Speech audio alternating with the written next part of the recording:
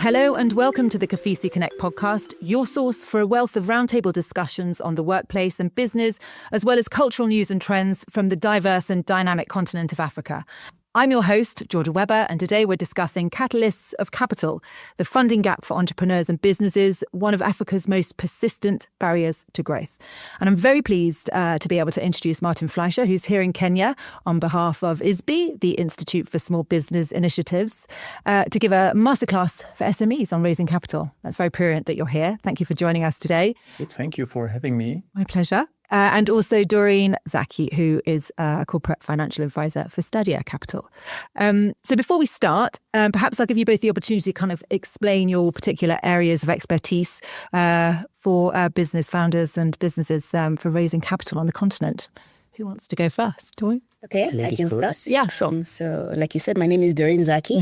I work for a boutique advisory firm called Stadia Capital. It's based out of Cape Town.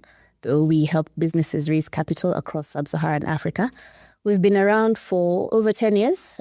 We've been pretty successful in helping businesses raise capital. We've been able to help businesses raise just close to $500 million over the last 10 years in 16 countries, but primarily sub-Saharan Africa.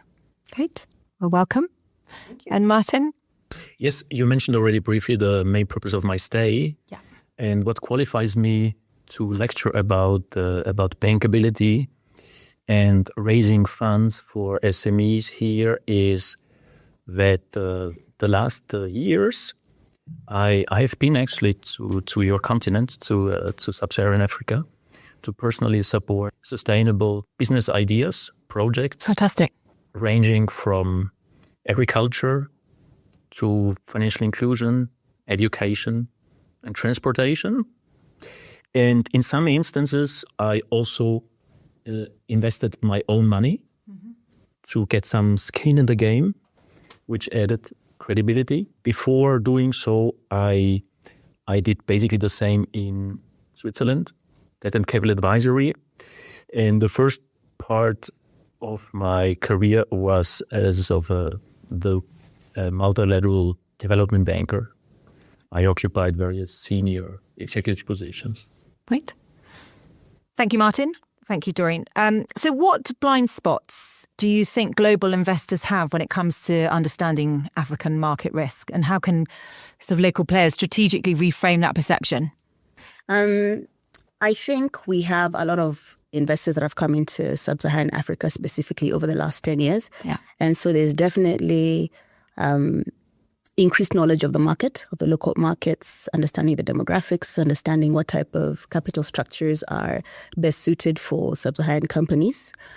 I think the companies that are not yet coming to Africa might have a monolithic view on the continent. Right. Africa does have 54 countries. We speak close to 3,000 languages. So, I mean, it's just a lot of cultural diversity that I think many global investors are yet to come to terms with.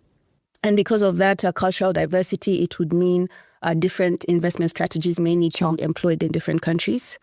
I think the other hindrance that maybe a lot of global investors have, those who are not already in Africa, because they look at Africa as a monolithic entity, their views might be primarily based on what they see on the news or what see at Hollywood, And so Hollywood has this one African accent when they're trying to depict Africa, which is very annoying.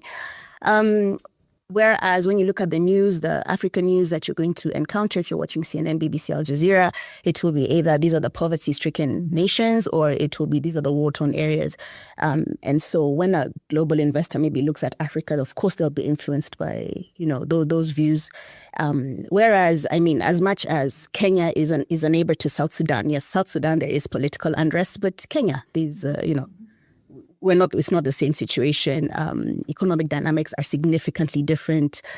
Even Nigeria as a country, if you look at the north, yes, there's a time where there's a lot of political unrest in the north, but the south has a different, complete dynamic. So it's those intricacies that global investors would... The narrative. Yes. The narrative needs to change. Yeah, and the narrative needs to change. Yeah, absolutely. Yeah. And Martin, you've recently flown in from Austria to come here to give some talks and some lectures. How would you say that the narrative, what's your sort of perception or your colleagues' perception of Africa as a whole? Well, first of all, I really subscribe to what you just elaborated on, and let me start with a very general observation, because the first part of my career was to represent a AAA rated public policy institution, really privileged institution, and we mostly tapped highly liquid official institutions, central banks in Asia. Okay, and from early onwards, I realized how blurred a picture of a credit analyst, a portfolio manager can get the further you move away from your home base.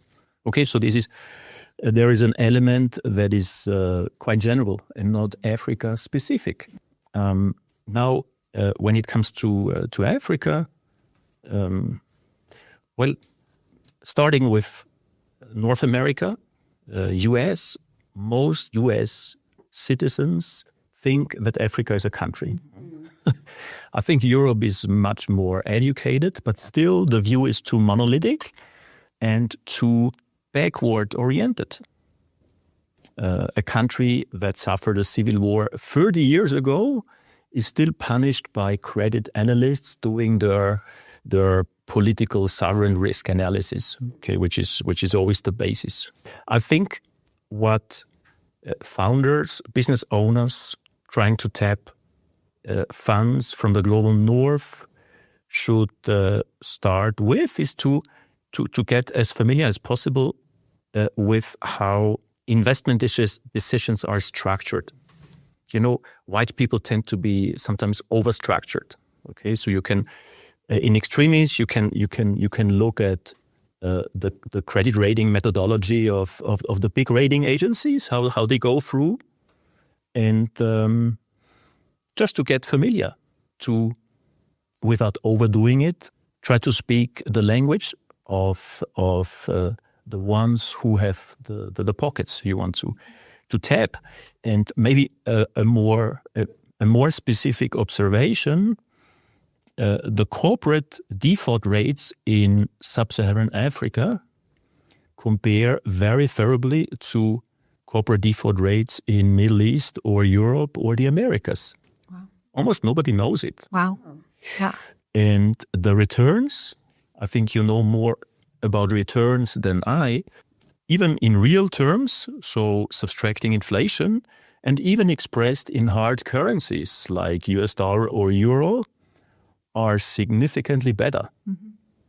So there is really a striking argument for investing in Africa. Excellent. What kind of sort of macroeconomic or policy signals do you think that sophisticated investors look for when kind of deciding to enter or indeed expand across Africa? So in my experience, of course, they look at the macroeconomic factors, political stability, fiscal policies, budgetary policy. They look at stability of the FX, of the current exchange rate. Sure. So, for example, over the last 3 years, we've been seeing a lot of African currencies being devalued. I think starting towards the end of 2022, beginning of 2023, coming towards 2025, we've seen a lot of devaluation in currency. And because of that, a lot of investors fled, or those that remained struggled to raise more capital for their funds because of that. We thank God that at least the Kenyan currency has stabilized. But if we look at West Africa, a lot of private equity and venture capital funds that primarily raise their funding in hard currency, that's primarily dollar, followed by euro, pounds. They have, taken quite, their portfolio has taken quite a beating because of that. So right now, I'd say the primary concern around Africa is how do we still invest in hard currency and mitigate against the currency fluctuation risk? Martin, do you have an opinion on that? Maybe let me take up the fascinating and super important topic of currency risk. There is an expression dubbed by a US university professor, Professor Eichingring, and he started, I think, 25 years ago, with what he dubbed the original sin building on underdeveloped financial markets infrastructure in emerging currency markets in developing countries, plus lenders from rich countries to favor their own currency being on lend to other world regions. And whenever what you just referred to, whenever the monetary cycle turns, like fourth quarter of 22, all the fast money immediately left so many countries in sub-Saharan Africa. There was a big problem for many to refinance. Second, to refinance at much higher rates. And then the third whammy was that their debt, converted into their own currency, the currency of cash flow generation, was suddenly inflated overnight by sometimes 50-60%. So the whole economics changed overnight very, very unfavorably for so many borrowers. And I don't know whether we will get back to this specific topic of innovative structure to be favored going forward. I think especially the multilateral sector that is so relevant for the African continent really started to revise its asset liability management, enabling themselves to lend in local currencies. This is a big, big fundamental change, not to be underestimated. Back to your question, what sophisticated investors look at. Currency is obviously one, even though this is more relevant for the other side, the borrowers from my experience. But obviously it increases the default risk. So we are back to the lending side. But what they specifically look at is political risk, because this is really the risk category that punishes most borrowers on the continent. Having said before that the risk-return ratio looks better than on any other continent, at the same time, businesses are punished by low governance standards. And in this regard, investors also look at how easy or difficult life for startups is made by the government. Is there a national development bank offering free advisory, or maybe small grants or small guarantees to more easily tap the first round of funding? Is there red tape? Is there what is the taxation for very young companies? So this is what investors want to see, how supportive or hostile the environment is from the governance point of view. Thank you for those answers. I was going to ask you now about the diaspora as well, because there's a lot of African diaspora living kind of around the world, many of whom, are still interested in their homeland. How would you suggest that founders or businesses can leverage those networks to kind of, build bridges to a more international stage in terms of funding? Yeah, that's a good question, because founders have been primarily leveraging off private equity and venture capital funds, and yet diaspora remittances are a significant contributor to the African economy.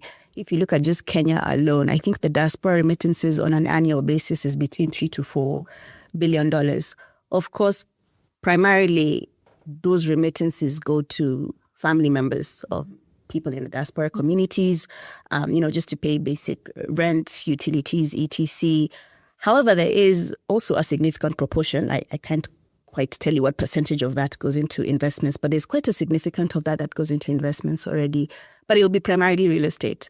So you'll find they'll invest in plots, or they'll invest in apartments or houses.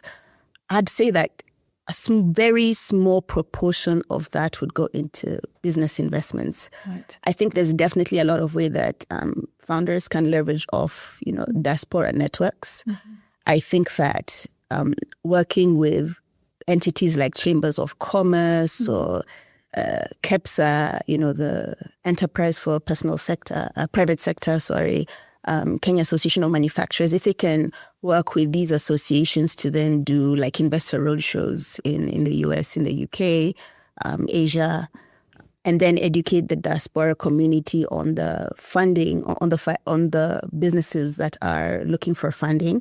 Of course, to be very transparent, to just say, this is where we are as a business, this is the traction that we've achieved so far, these are the milestones that we plan to achieve, and then try to understand what type of comfort a diaspora investor would want in terms of investing in an African business. There needs to be a lot of transparency.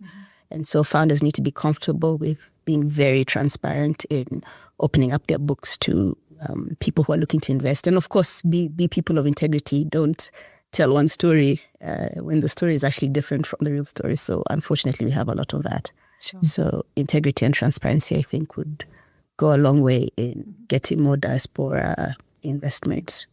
Yeah. Fantastic. Thank you. Martin, do you have? Yes. First of all, as a European, it is depressing to observe how migration and immigration works or does not work. And too many Africans pay bills of 5,000-6,000 euro for the very unsafe passage onto my continent. And from my limited experience supporting entrepreneurs and businesses here, this is more or less the capital you need to get started. And I've seen businesses starting with 5,000, creating jobs and wealth within just 2 years and getting personally quite wealthy. This is maybe also a perspective that is sometimes missing in Africa. When I look at the diaspora in Europe, I know a couple of Africans who obviously got to know both worlds, so to say, and discovered this or identified these two different perspectives as their asset and business model to become advisor, to advise African business owners to be it tapping funds or even tapping markets to export products. So this is a fantastic development. What is in this context of your question, what always strikes me is when I read macroeconomic reports from World Bank, IMF, and likes, that there is still a net capital outflow from Africa to Europe. Yeah. That is a zero growth continent, more or less, with not so exciting investment and business opportunities.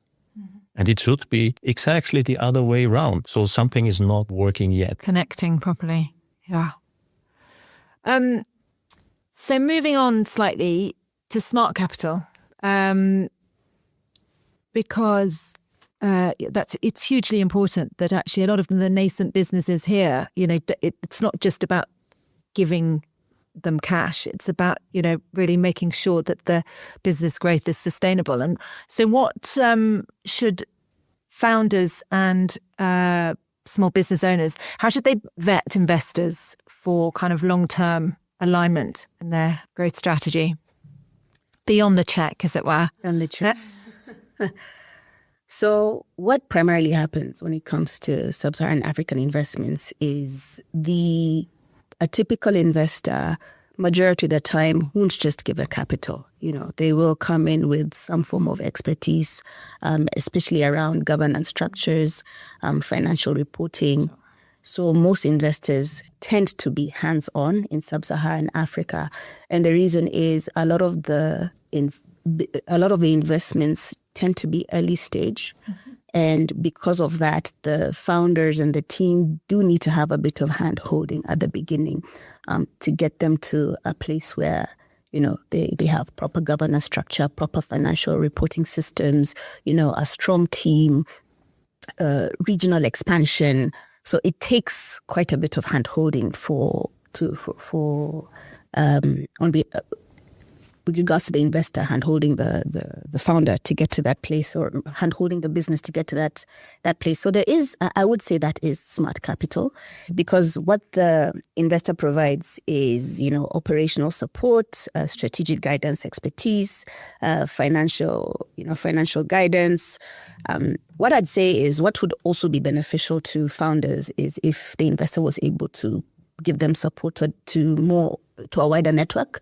For example, if an investor is able to handhold them, introduce them to new investors who could potentially put, money in their businesses, or maybe introduce them to partners or clients or pipeline, I think that would be definitely beneficial to founders. But typically, most investors do tend to get involved. In fact, the complaint that I hear from business owners is they get too involved. They'll want you to have weekly reporting, monthly reporting, quarterly reporting. So the founder is asking, am I spending my time reporting to this investor, or am I going to growing my business? Yeah. So typically it'll be skewed towards, too much involvement rather than no involvement at all. Which actually pertains to your point of view that you were saying earlier about the sort of global north impression on what to, and how things should be done and how things should be run. I mean, growing a business on the continent, there is a lot of, there's a lot of hand-holding throughout the business operationally, the whole way. And it's, so perhaps it's stifling growth, as it were. You're too much reporting. Kind of, it becomes too difficult for you to sort of manage both as a small business. Yes, you can also suffocate a new business with things like daily reports every morning, a breakfast report. No, you perfectly described the general business models of most venture capitalists. In their own interest, in their commercial interest, not just to send the money and then, hope for getting paid back and given a chance for an exit, but to actively ensure that business flourishes. I think that makes perfect sense. When it gets problematic is, as we are also talking about, bridging eventually funds from the global north with business opportunities in Africa. So the hand-holding can easily become counterproductive when the funding source simply has little idea about how things work in Kenya and other countries. The ultimate smart money in the sense of being super patient and long-term oriented is obviously equity, and this is a bit what you referred to right before. At an entrepreneur, giving her his heart for the business idea and fighting for success, is obviously reluctant to give away too much equity. Because at the end, the entrepreneur still wants to make the big decisions. So there is a delicate balance to be found. So following on from what Martin has just said, I think it's important for founders and international investors to find, a common balance where the international investor takes time to understand the African market, the demographic, the culture, how the markets work. They are different from, West, where primarily majority of capital does come from the West. That's the USA and Europe. And to understand how African markets work prior to coming in with, their views on how capital should be structured, how, this investment should, how the reporting should take place. I think they need to spend time to just understand African businesses a bit more. I think that the partnership is good because the African business owner will now have exposure to how things are done in other parts of the world, which is always very useful because with a lot of international investors, when they invest in emerging markets, they don't just have sub-Saharan experience. They invest in, the Middle East, Asia, and so they have, a global perspective. And that can be really helpful when it comes to providing advice to sub-Saharan African businesses. However, when it comes to, I know we had talked about diaspora remittances, we're actually seeing a lot of entrepreneurs coming in from the diaspora to set up businesses. And so it just speaks to, what I'm saying. Once you're able to, and I know Martin had mentioned this earlier, someone who has exposure to Europe markets and they have an understanding of the African market can then come back to Africa and typically finds it easier to attract international investment because they understand how things work in the West. And so they tend to be very successful in raising capital and starting businesses, especially around the tech area in sub-Saharan Africa. Thank you. And so, Doreen, perhaps I can ask you this question. What distinguishes founders who you've seen raise strategically from those who raise reactively? So the primary difference is planning. The ones who raise strategically are just better planners than the ones who don't raise strategically. As a founder, you should always have a business plan. You should always have a budget. You should be able to know this is our burn rate. Burn rate meaning this is how much cash the business needs every month, And if, let's say, the founder has been able to raise $2 million, the founder should be able to then plan. This $2 million is able to give me a run rate, a period of which I can spend this money for, let's say, 12 months or 18 months. And so if this money is going to help your business survive for 12 to 18 months, you don't start capital raising at month 12 or month 18.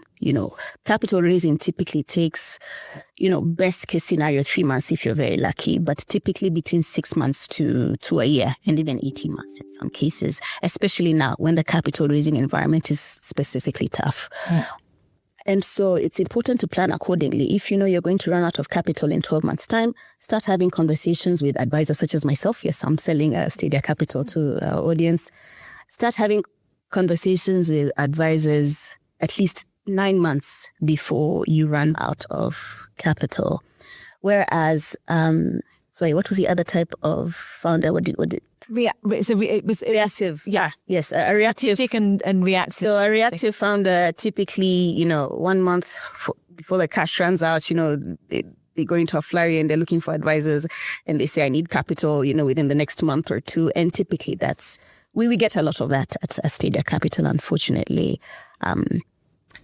And so that just shows that the founder has not planned themselves accordingly. And what will happen is, as the advisor is helping them, identify capital providers for their business, the business is going to struggle for a period of 3 to 6 months until they're able to raise follow-on capital. Martin, have you got anything to add? Yes, just to add to the very pointed comments. Timing indeed is everything. And there is a risk among some entrepreneurs to be overly satisfied, almost complacent right after a funding round, because after a funding is always before the next, okay? Mm-hmm. And then to realize, oops, my cash is still sufficient for 6 months. And this is of course the worst story you can give to an investor, telling them that you still have 3, 4, 5 months to survive, because this is a story of desperation. And I think too many entrepreneurs simply don't know what exactly to do 12 months prior to a targeted next funding round, how to work strategically with on questions like, how will I look in 6, 7, 8 months when I'm in front of investors? Will I need a strategy review before that point in time? Am I properly staffed? What exactly determines my next funding need? Too many investors come up with totally round numbers, like 1 million or 100,000, or just because our hands have 5, respectively 10. That sounds like my household budgeting. This is not a sign of great sophistication. So you have to really prepare well, plan well, to be ready, to know how you are going to use the funds. And when it's almost too late, people tend to panic. We all know it. There is also another aspect I want to flag when it comes to reactivity. Because reactivity for me can also mean to simply go for the lowest hanging fruits. Talking about fast money. So when a big fund is set up in somewhere in OECD countries dedicated to, let's say, fintech or a specific segment of fintech, respectively certain SDG targets, reactivity can sometimes mean to deviate from your corporate strategy just to have certain boxes ticked by decision makers far away who will be the first ones repatriating the funds when the weather changes. Interesting. And sorry, just to add to that, investors also have to go through a learning curve when it comes to understanding a business. And so an investor isn't just going to come sit with a founder and after, 3 meetings say, oh, this is fantastic. Here's $5 million. Here's a $5 million check. It doesn't work that way. Funders need to understand that investors have a learning curve. I think the first thing is even before the learning curve, an investor at any given time is looking at, 300 opportunities. Sure. And so they need to, zone in on out of these 300 opportunities that are coming our way. An investor will typically invest in maybe 2 or 3 companies per year. That's very limited considering the number of. And this is just on the continent. This is just on the continent. One investor typically invests in a good year. If an investor is able to invest in 4 businesses in just 1 year, that's a really good story. 1 business a quarter. And so the investment available to sub-Saharan African companies is very limited. And so because this investor is looking at multiple opportunities, you need to give them time to understand your business, understand why your business is as good as you say it is and how it compares to other businesses within that particular industry. And so funders need to give investors time to go up that learning curve without rushing them. It's never a good sign, like Martin said, when you're telling an investor, okay, can you give me this money in 2 months? After the second or third meeting, it doesn't. It leaves a sour taste in the mouth of the investor. So planning and time. Yeah. So let's talk about DFIs and impact funds. What sort of trade-offs should founders kind of typically expect? Martin, over to you. You start for. I'm happy to start because DFIs, as you specifically mentioned them, typically are parts of large MDBs. Like World Bank has IFC, KfW has Deutsche Entwicklungsgesellschaft, and so on and so on. And for founders looking for funds, it is really crucial to take the time to discover what's the DNA of the person I'm about to approach. And DFIs have that there's a reason why they were separated from the mother MDB, but still there is a lot of MDB DNA still within DFIs, and this DNA says we take our time. Why not 1 year? Why not 2 years? With origination, with just preparation, due diligence, getting our in-house approvals for the given project, but we firmly expect 100% to be paid back. If there is a past due, we have a problem. This is the business model of MDBs, to really be under pressure, even with the slightest past due or write down. Why? Because MDBs proudly present themselves to bond investors, right, and rating agencies and other stakeholders as preferred creditors who always get paid first before all the others. So this is a bit the MDB, DFI world. Long preparation time, and whenever money is dispersed, it has to come back. Commercial capital has a totally different approach. They simply price in their historic or expected non-performing loans. Why not 5? Why not 10%?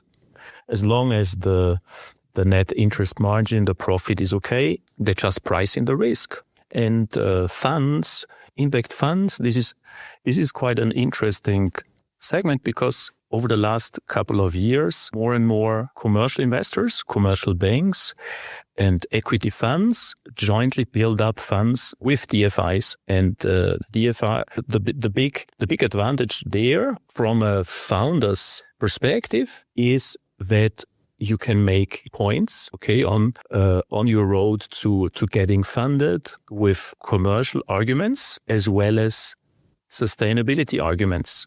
This is basically the dedication of all the DFI funds. And one obvious advantage of funds is that they have done, in a certain way, their homework before. There's a clear dedication, use of proceeds.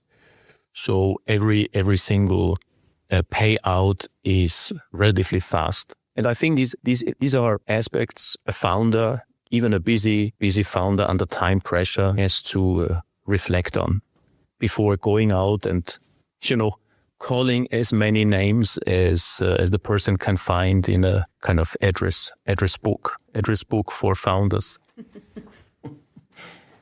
Doreen, do you have anything to add on that? Yes, what I can add is, like Martin mentioned, DFIs and impact capital tends to be more patient capital and concessionary. So, of course, in terms of being able to raise the capital, there are definitely very stringent measures around that. However, it tends to be more favorable in terms of if, as a business, things don't pan out the way you had hoped.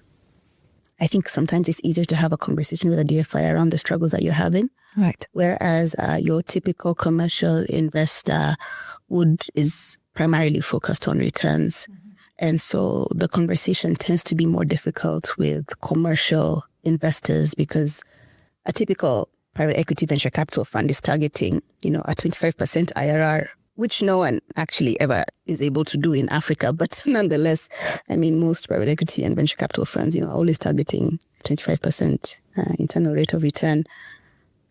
And so because of that, the founder is forced to, is really pushed to the edge in terms of delivering high returns, whereas a DFI is more interested or is equally interested in impact, of course, as well as a return on the capital that they gave, whereas a commercial investor is interested primarily in the return.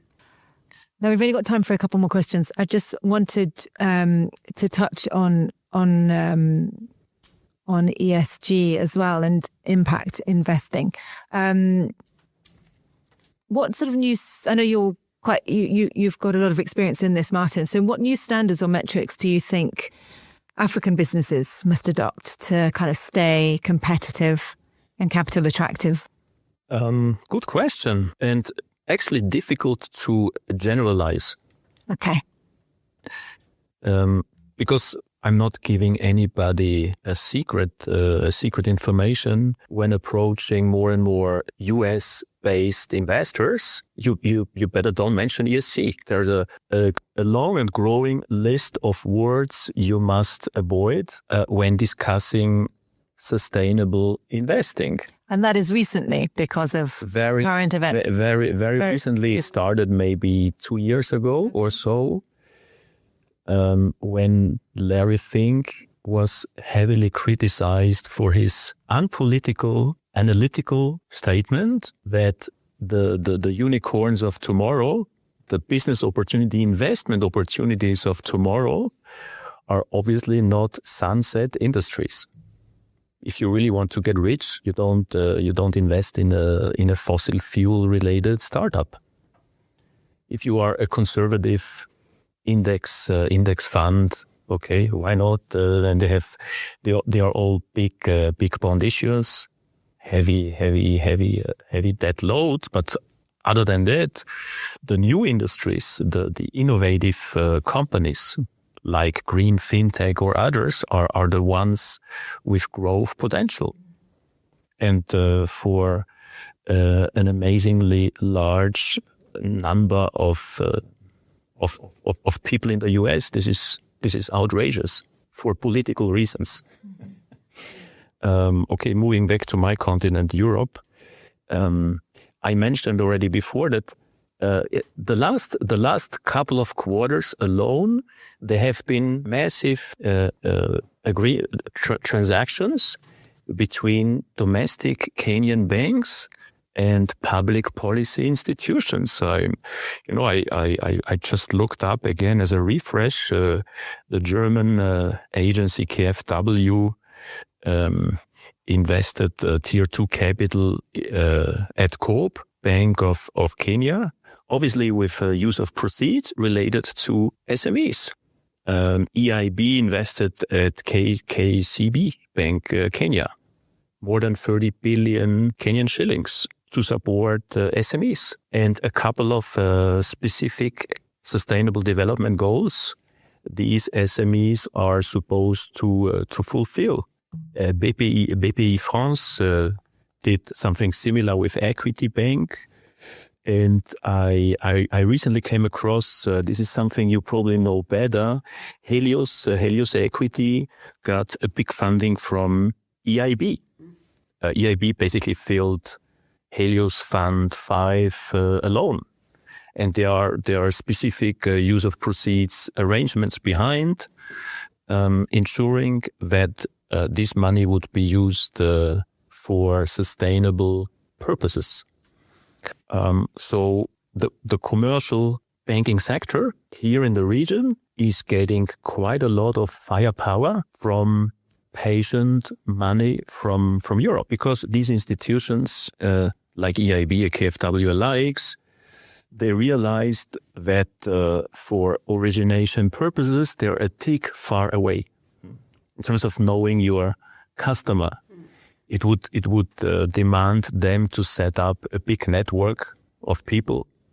So I think this is really a win-win for the mission-driven money from the north, private equity, commercial banks here, and the customers, because there is so much money to tap.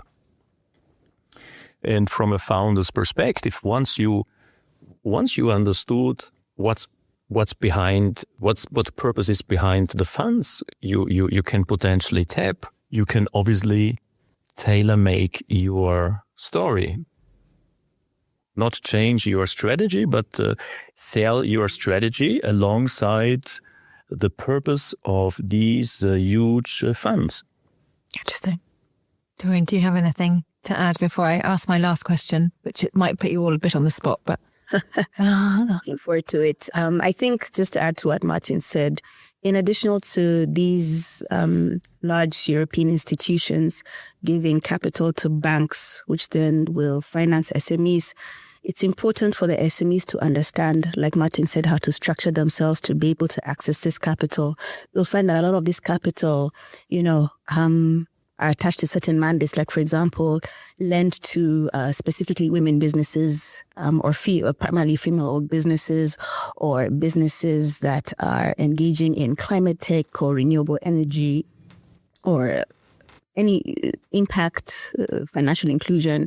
And so typically the money comes strapped to certain conditions. And so you have SMEs who are not fully aware of the conditions that are attached to this capital. And so what banks need to do, and what I'd like to see a lot more of from local banks, is education initiatives to SMEs, telling them, if you want to be, improve the tech aspect of your business, this is what you need to do. This is what you need to do to be more, to enhance your sustainability appeal, or to how to get into climate, renewable. It would be good for those education initiatives to start taking place, or to be louder. I don't hear too many of those, so it would be good for banks to push those initiatives as well. Fantastic, thank you. Now, quickly, if I was a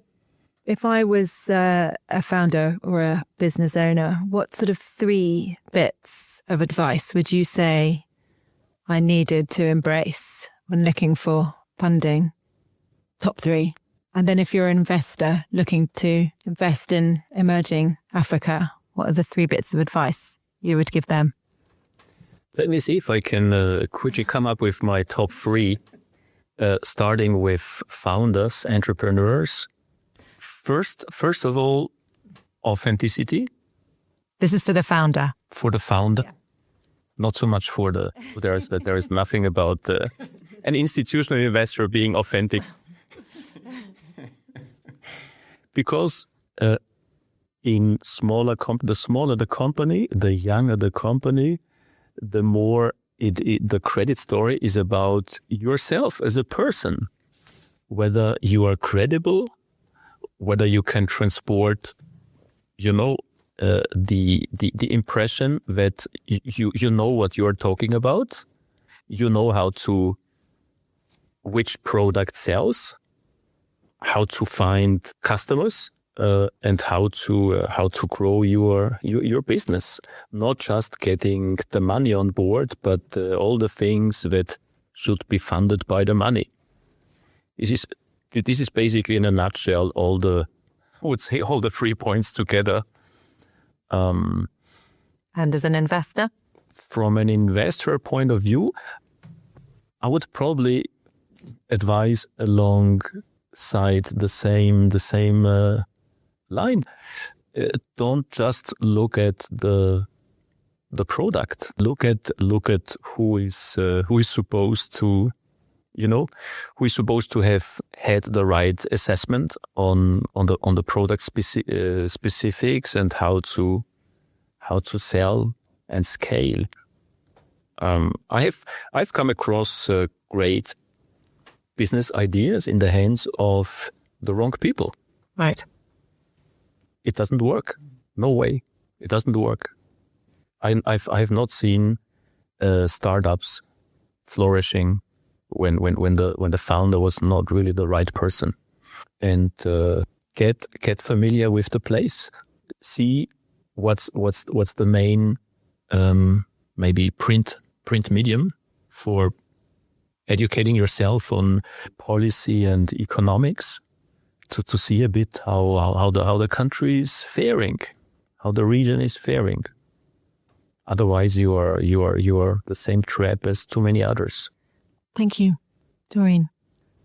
To a founder, the first thing I'd say, it sounds very simplistic, but you never underestimate how important it is.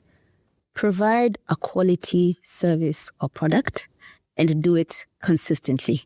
It's that simple.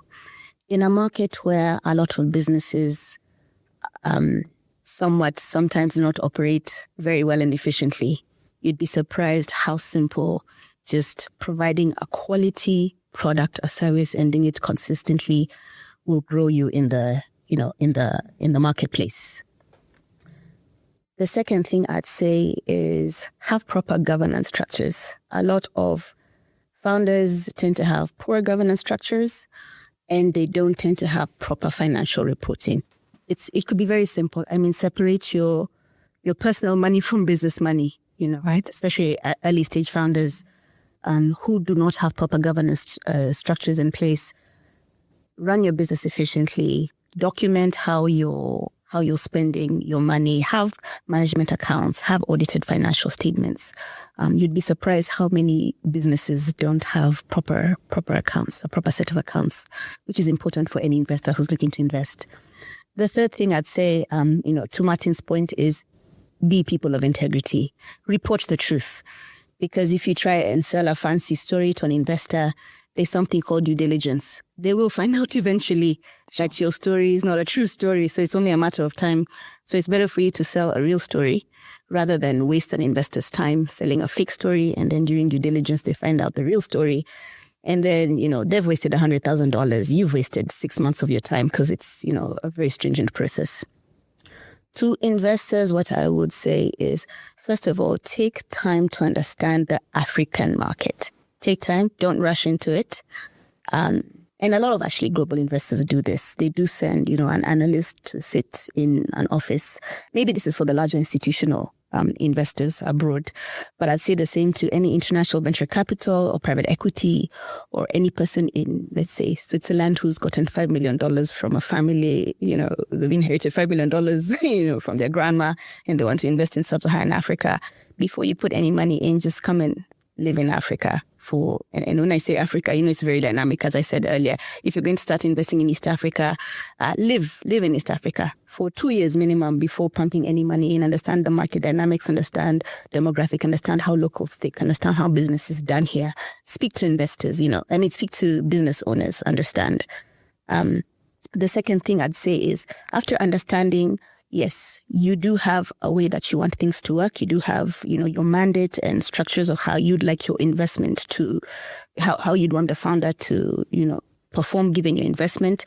But see what works, see what doesn't work. You can have a list of 30 items. Every investment needs to meet this 30 criteria. 15 of those criteria might not be very relevant. And the third thing I'd say, be patient. Africa is an emerging economy, in fact, frontier economy, meaning that there's still a lot of learning and growing, but still very high growth potential. Of course, if you look at Africa's GDP compared to world GDP, it's doing very well. And Martin can probably speak better to this. But Africa does have a very strong growth story. So be patient and you'll get there. Fantastic. Thank you. Well, I look forward to hearing more of the member event, the KOFISI member event later in June, about the funding gap for entrepreneurs and businesses. Doreen, you'll be moderating the event. Yes. So we look forward to hearing more of your insights then. Great. Looking forward to it. Thank you for taking part on the KOFISI podcast. Okay.